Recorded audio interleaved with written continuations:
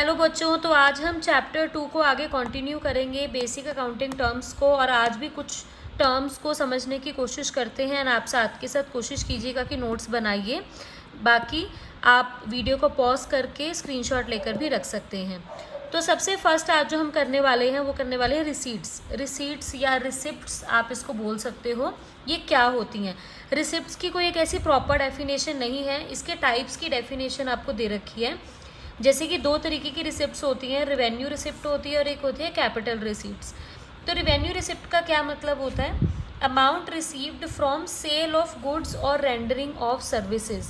मतलब वो अमाउंट जो आपको मिलती है गुड्स को सेल करके, मतलब आपके पास जो माल है, जिस चीज़ का बिजनेस कर रहे हो उसको सेल करके जो आपके पास अमाउंट आती है उसे बोलते हैं रिवेन्यू रिसिप्ट्स। या आप कोई भी सर्विस सेल करते हो, जैसे कि आप अकाउंटेंट हो या आप प्लम्बर हो, कुछ भी, कि अगर आप कोई भी सर्विस अपने कस्टमर को दे रहे हो और उसको देने से आपके पास पैसे आ रहे हैं, उसको रिवेन्यू रिसिप्ट कहते हैं।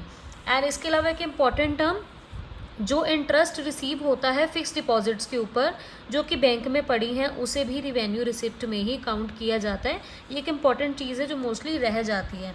सिंपल भाषा में रिवेन्यू रिसिप्ट्स का मतलब बताऊं कि आपके पास कहीं से भी जो पैसा आता है, जो आप बिज़नेस कर रहे हो किसी भी चीज़ का, उसमें जो भी आप बेच रहे हो, आप माल बेच रहे हो, सामान बेच रहे हो, आप सर्विस बेच रहे हो, उसको बेचने से जो आपके पास अमाउंट आ रही है, टोटल अमाउंट, मानो आपने 10,000 रुपये का कूलर बेचा, तो वो आपकी क्या होगी? Revenue receipt. सेकेंड आती है हमारे पास capital receipt. Amount received from sources that are not of revenue nature.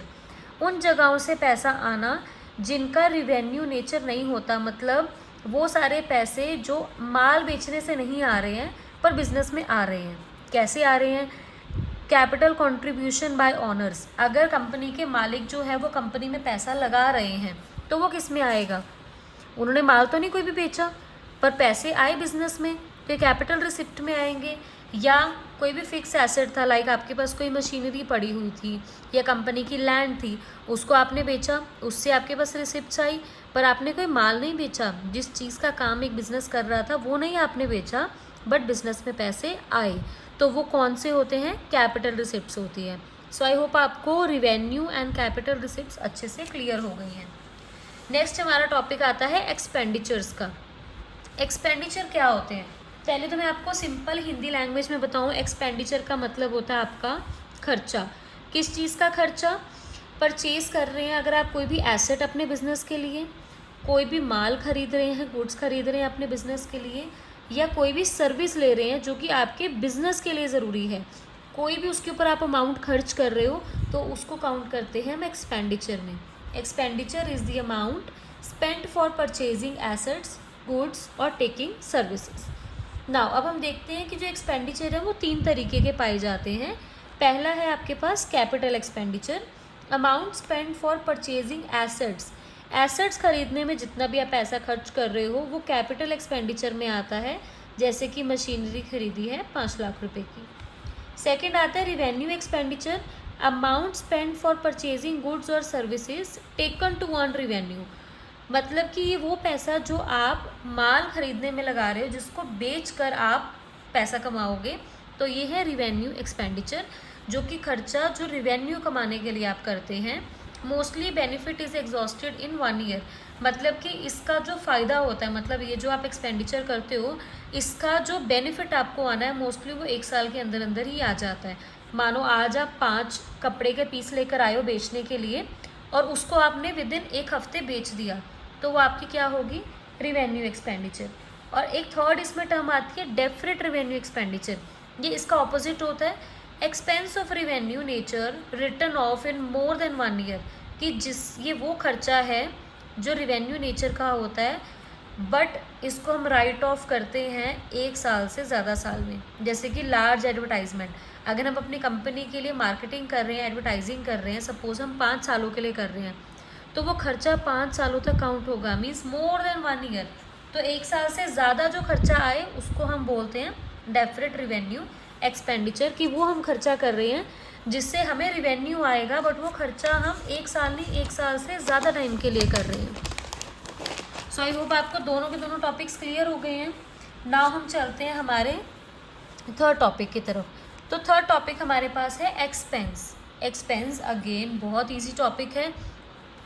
Expenditure और एक्सपेंस एक तरीके से सेम ही चीज़ होती है। एक्सपेंस को क्या बोलेंगे? Amount spend to earn revenue. पैसा कमाने के लिए जो भी हम खर्चा कर रहे हैं उसको एक्सपेंस मानते हैं। It is a value which has expired during the accounting period. वही सेम बात होगी, इसकी वैल्यू होती है वो एक्सपायर हो जाती है एक अकाउंटिंग पीरियड में, मतलब 1 साल के अंदर अंदर।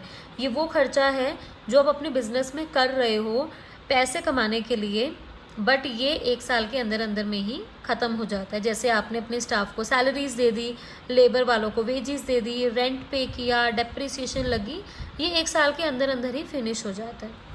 नेक्स्ट अब एक्सपेंस हमारे पास 2 तरीके के आते हैं। एक तो होता है प्रीपेड एक्सपेंस। प्रीपेड मतलब पहले पे करना, उसका टाइम आने से पहले पे करना। दूसरा आता है आउटस्टैंडिंग, कि टाइम निकल जाना और उसके बाद पे करना, ठीक है। So prepaid expense, expense paid in current year but related to next financial year और ईयर्स। एक ऐसा खर्चा जो कि हम करंट ईयर में, इस साल में दे रहे हैं, बट वो जो खर्चा है वो तो अगले साल से रिलेटेड है या अगले कई आने वाले सालों से रिलेटेड है। जैसे कि amount of premium paid in advance 25,000 is a prepaid expense. जैसे कि हम इंश्योरेंस का प्रीमियम पे करते हैं एडवांस में 25,000 का, तो ये प्रीपेड एक्सपेंस आ गया, मतलब कि वो सब खर्चा जो हम एडवांस में दे रहे हैं, सिंपल सी बात है। सेकेंड आ गया आउटस्टैंडिंग एक्सपेंस। वो खर्चे जो हो चुके हैं, इनकर्ड हो चुके हैं, मतलब उनका टाइम आ चुका है बट नॉट पेड, बट अभी तक हमने उन्हें पे नहीं किया। जैसे rent of 10,000 for March 2025 is not yet paid. जैसे पिछले साल मार्च का आपका रेंट था 10,000 का, मार्च तो चली गई, 2026 चल रहा है, बट आपने वो रेंट अभी तक पे नहीं किया, मतलब expense incurred but not yet paid. मतलब वो खर्चा जो हो चुका है, जिसका टाइम भी आ चुका था, बट आपने अभी तक उसे पे नहीं किया, तो वो चला जाएगा आपका आउटस्टैंडिंग एक्सपेंस में। सो आई होप आपको ये भी क्लियर हो गया। नाउ आज का हमारा नेक्स्ट है रिवेन्यू। रिवेन्यू, अब देखो कितनी बार ये वर्ड आ गया है, अब तक तो आपको इसका मीनिंग क्लियर हो जाना चाहिए।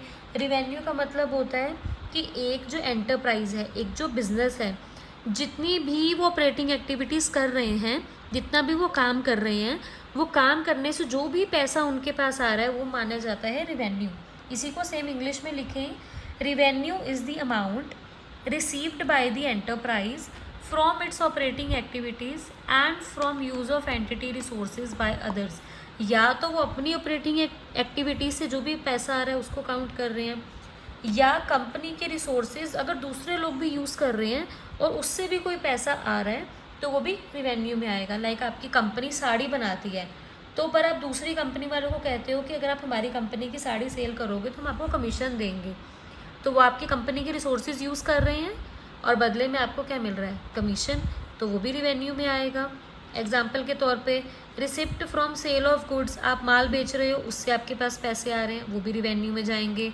रेंट आपके पास आ रहा है, वो भी रिवेन्यू में जाएगा। कोई कमीशन, कोई इंटरेस्ट किसी तरीके का आ रहा है, तो ये सारी चीज़ें जो हैं ये रिवेन्यू में काउंट होती है। मतलब आपका इनकम भी अभी आगे का आएगा, उसके अंदर भी काफ़ी अलग अलग चीज़ें आती हैं, बट एक जो ये जो टर्म्स होती है ना बाय नेम, इनको वाइडली समझना बहुत ज़्यादा ज़रूरी है, ताकि आपका जो बेसिक है अकाउंटिंग का, क्योंकि जो +1 है बच्चों वो आपका बेस है, अगर आपका बेस क्लियर हो जाएगा तो आपको आने वाले ईयर्स में कोई भी तरीके की प्रॉब्लम नहीं आने वाली है। सो अभी आज के लिए मैं सिर्फ 4 ही टर्म्स समझा रही हूँ, क्योंकि इनके आगे आगे 2 पार्ट्स भी थे, तो मैं नहीं चाहती कि आप ज़्यादा कंफ्यूज हो जाओ। बट कल हम थोड़ी ज़्यादा टर्म्स करने की कोशिश करेंगे, अप्रॉक्स कोशिश करेंगे कि 8 to 10 टर्म्स ख़त्म कर सकें, ताकि सेकेंड चैप्टर जल्दी जल्दी ख़त्म हो और हम थर्ड चैप्टर की तरफ कंटिन्यू करें। सो अगर आपको मेरा समझाया गया समझ आता है, देन मेक श्योर कि आप इस चैनल को सब्सक्राइब ज़रूर करें।